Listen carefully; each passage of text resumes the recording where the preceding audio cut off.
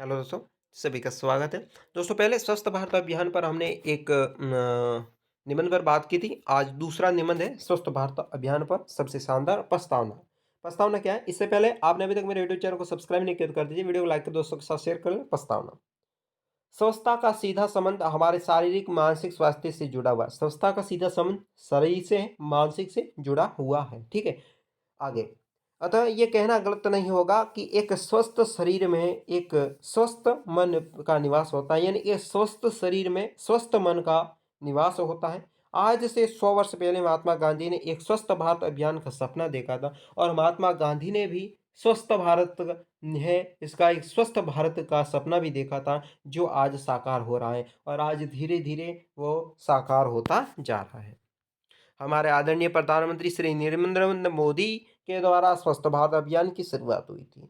नरेंद्र मोदी ने 2 अक्टूबर 2014 को स्वच्छ भारत अभियान की शुरुआत की थी, जिसका मुख्य उद्देश्य भारत में स्वस्थ एवं स्वस्थ बनाना है, यानी भारत को स्वस्थ और स्वस्थ बनाना है। हमारा प्रधानमंत्री के द्वारा इस अभियान की शुरुआत अक्टूबर 2014 को महात्मा गांधी के जयंती के अवसर पर की गई थी। महात्मा गांधी की जयंती 2 अक्टूबर 2014 को, जिसके अवसर पर स्वच्छ भारत अभियान की शुरुआत की गई थी और उसी समय समापन की तिथि 2 अक्टूबर 2019 को गांधी जी के 144वें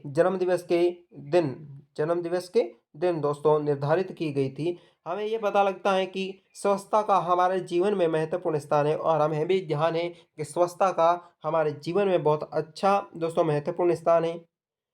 परंतु हमारे इसके अर्थ सिर्फ शरीर के स्वयं के शरीर के सफाई में लगा लिया है, ये गलत है। स्वच्छता के सिर्फ शरीर की सफाई तक सीमित नहीं है। हमारे अपने इसका अर्थ है कि संकीर्ण बना दिया है, यानी कि हमने स्वच्छता का शब्द को संकीर्ण छोटा कर दिया है। हम अपने शरीर को स्वस्थ रखते हैं, बाकी इलाकों को स्वस्थ क्यों नहीं रख पाते। स्वच्छता भक्ति के बाद दूसरा सबसे बड़ा चीज़ है। भक्ति के बाद दूसरी सबसे बड़ी चीज़ स्वच्छता होती है। गांधी जी के अनुसार जब तक आप झाड़ू और बाल्टी अपने हाथों में नहीं लेते, तब तक आप स्वस्थ गांव या कस्बे को स्वस्थ नहीं रख सकते। जब तक दोस्तों महात्मा गांधी जी ने कहा था कि आप झाड़ू और बाल्टी जब तक हाथ में नहीं ले लेते, तब तक आप अपने गांव या शहर या कस्बे को स्वस्थ नहीं कर सकते।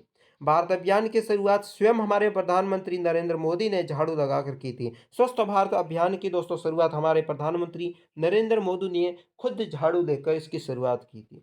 स्वच्छ भारत अभियान का सफलतम क्रियान्वयन करना भारत जैसे बड़े क्षेत्रफल वाले देश में अत्यंत कठिन था, यानी कि स्वच्छ भारत अभियान पर कार्य करना बहुत कठिन था, परंतु हमारे प्रधानमंत्री दृढ़ संकल्प ने गांधी जी के इस सपने को सच कर दिया और महात्मा गांधी के इस सपने को प्रधानमंत्री नरेंद्र मोदी ने सच कर दिखाया है। इस प्रकार लिखना है, ठीक है। फिर लिखना है, देखो इसके बारे में तथ्य इसके संबंध में लिखना है। जैसे देखो, अभी हाल ही में हमारे प्रधानमंत्री जी को अमेरिका में गोलकीपर ग्लोबस गोल्स नामक पुरस्कार से सम्मानित किया है। महात्मा गांधी के स्वच्छ भारत अभियान को चलाने के बाद अमेरिका ने प्रधानमंत्री नरेंद्र मोदी को गोलकीपर ग्लोबल गोल्स के ना पुरस्कार है उससे सम्मानित भी किया है। इस पुरस्कार से उन्हें स्वच्छ भारत अभियान में सफलता क्रियान्वयन के लिए दिया गया है। स्वच्छ भारत अभियान के अंतर्गत मध्य प्रदेश के इंदौर शहर में लगातार 3 वर्षों से भारत में सबसे स्वस्थ शहर का लिए पुरस्कार दिया जा रहा है, यानी कि इंदौर दोस्तों भारत का ऐसा शहर है जो सबसे स्वस्थ है और इसको पुरस्कार भी पुरस्कृत किया गया है। भारत स्वच्छ भारत अभियान ने भारत की जनता में वैचारिक क्रांति उत्पन्न कर दी है। अब लोगों ने सिर्फ स्वस्थ स्वयं को स्वस्थ रखने के अपितु अपने गांव, जिला, शहर को भी स्वस्थ रखने की बात करते हैं। यानी कि पहले लोग अपने शरीर को स्वस्थ रखते थे, पर अब लोगों की भावना पावत सही आ चुकी है। महात्मा गांधी के कहने के अनुसार अब लोग गांव, जिला, शहर सबको स्वस्थ करने के काम कर रहे हैं और इस दिशा में अपना भरसक योगदान भी दे रहे हैं, यानी कि अपना संपूर्ण योगदान दे रहे हैं। भारत में बहुत सी ऐसी सामाजिक संस्थाएं भी हैं जो स्वस्थ भारत अभियान के अंतर्गत अपना योगदान दे रही हैं। इन संस्थाओं के लोग गांव, कस्बे एवं शहरों में भी जाकर लोगों को स्वच्छता के प्रति जागरूक करते हैं और दोस्तों गांव, कस्बे में, शहरों में जो लोग जाकर स्वच्छ भारत अभियान में स्वच्छता का दौरान स्वस्थ किस प्रकार गांव को रखना है, वो सब कुछ दोस्तों जागरूकता फैला रहे हैं। इसके बारे में उन्हें स्वच्छता से होने वाले फायदों से अवगत कराते हैं और स्वच्छता से होने वाले जो भी फायदे हैं उनसे अवगत करा रहे हैं। तो इसके स्वच्छता के संबंधित लिखना है। 125 करोड़ वाले भारत देश में इस मुहिम को संचालन एवं भली भांति इसका संपादन करना एक बहुत बड़ी चुनौती थी।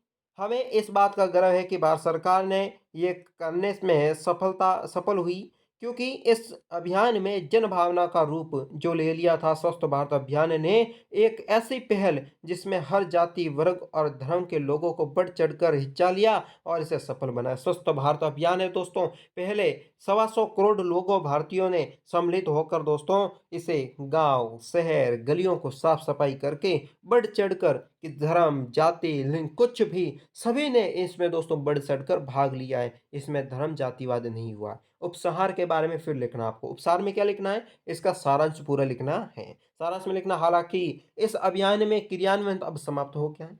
फिर भी इस अभियान ने लोगों के दिलों में स्वच्छता की वो मिसाल जला दी है। स्वच्छता दोस्तों अभियान तो समाप्त हो गया, पर लोगों के दिलों में ऐसी स्वच्छता की दोस्तों मसाल जला दी है कि वे दोस्तों गाँव, गली, मोहल्ले, घर सबको स्वस्थ रखने की काम कर रहे हैं। जो अब बुझने वाली नहीं है, और दोस्तों ये अब स्वच्छता, ये दोस्तों मिसाल है, स्वस्थ रखना है, ये मिसाल अब बुझने वाली नहीं है। यदि हम सब स्वस्थ भारत अभियान को अपने जीवन का एक हिस्सा बना दें तो वे दिन दूर नहीं जब भारत का सिर्फ एक शहर ही नहीं अपितु संपूर्ण भारत स्वस्थ हो जाएगा। और दोस्तों अपन हमारे दिल में रख दें कि स्वस्थ भारत अभियान हमारा कर्तव्य है। हम देश को स्वस्थ रखें, हमारे गली को स्वस्थ रखें, हम कस्बों को स्वस्थ रखें, हम अपने घर मोहल्ले गली को स्वस्थ रखेंगे तो देश तो दोस्तों ऑटोमेटिक जो अपने आप ही स्वस्थ हो जाएगा। इस प्रकार स्वस्थ भारत का सपना सच हो जाएगा। स्वस्थ भारत अभियान का जो सपना है वो सच हो जाएगा। कमेंट बॉक्स में बताएं स्वस्थ भारत अभियान का ये जो निबंध था वो आपको कैसा लगा। और दोस्तों इस प्रकार के नए निबंध देखने के लिए हमारे चैनल के साथ जुड़े रहिएगा। आज की वीडियो में बस इतना ही। मुझे दीजिए इजाजत। नमस्कार।